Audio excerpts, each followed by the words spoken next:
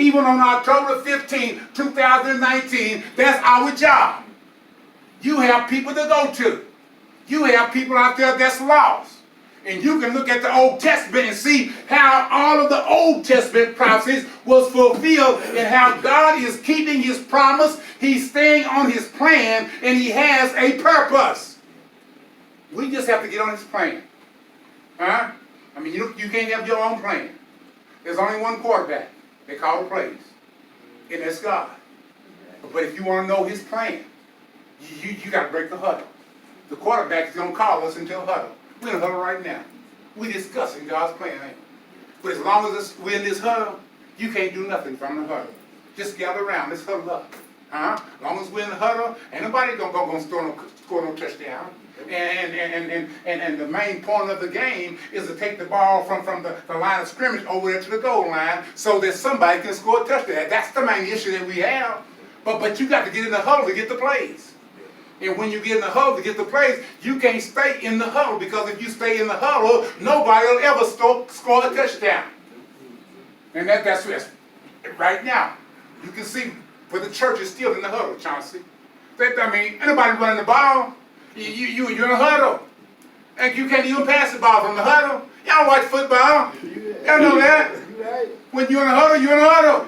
And when you're in a huddle, the quarterback is calling the plays and tell y'all what play we're going to run. We have to make sure that we're on the same agenda as the quarterback. You can't take off going where you want to go. That's not in the play. But in order to even run, in order to do anything, you got to first break the huddle. And that's a challenge to the church today. The church is in a huddle. Ed, I mean, we huddle on Sunday, don't we? At 11 o'clock? Yeah, we do. You want us to know at 3 o'clock we huddle back up again? Yeah, we do. And then on Monday nights we huddle back up again because we having some kind of ministry leader or mission or something. Then on Tuesday we have brotherhood and quarterback and we huddle again. Then on Wednesday we come back and huddle again so we can have prayer service and Bible study. Some people have choir practice on Thursday or Friday, so we come back and huddle again. And then when we come back Sunday, we come back to the same huddle again. We just huddle from one church to another church. That's what we do. We huddle from New Hope to Fairview. New Hope to Community. That's what the church do. From week after week after week after. They never break the huddle. God has given us some information so we can break the huddle and go into the world and fulfill the Great Commission, which is go ye therefore into the world and teach and preach whatsoever I have said unto you, and I guarantee, for I am with you always, even until the end of the world. Don't be afraid of their faces or the looks on their faces or the stares in their eyes, for I am with you. That's why we don't break the huddle.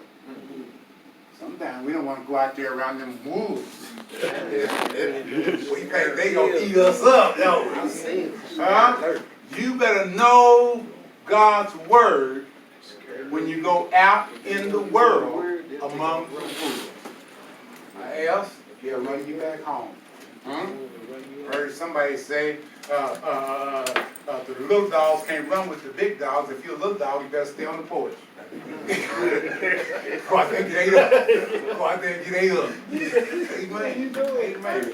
And I was just going over some things that we go over in this particular class. The problem is the head is not going to change its agenda. Just like the prophets were watchmen.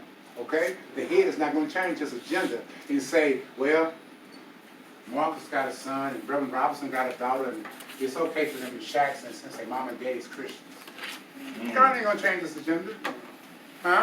He ain't going to change this agenda and say, well, now we don't call sin sin. We don't call sin an alternative way of life. I mean, people want God to change his agenda. But Sister June, he ain't going to change his agenda. We have to get on his agenda. And don't ever think that you are insignificant in the hands of the Lord. Whether you are male or female, I don't care how old you are, don't ever think that you are insignificant in the hands of the Lord. Because the Lord have a divine plan and a purpose and a promise for each and every one of our lives. We just have to make sure that we stand bold and speak what thus saith the Lord, because we are speaking for God instead of God coming down here speaking for himself.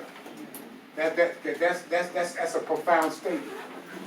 That's something where you need to understand that that's a big responsibility when you are speaking for the Lord.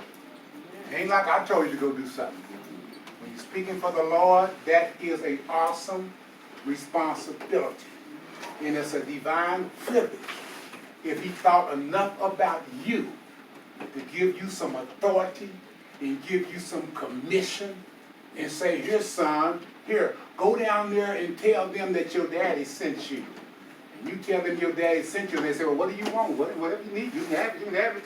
Why? Not because of you, but because of your daddy sent you. And they know your daddy is faithful and honest and true. Amen. Amen. Any questions or comments or statements or any clarification? You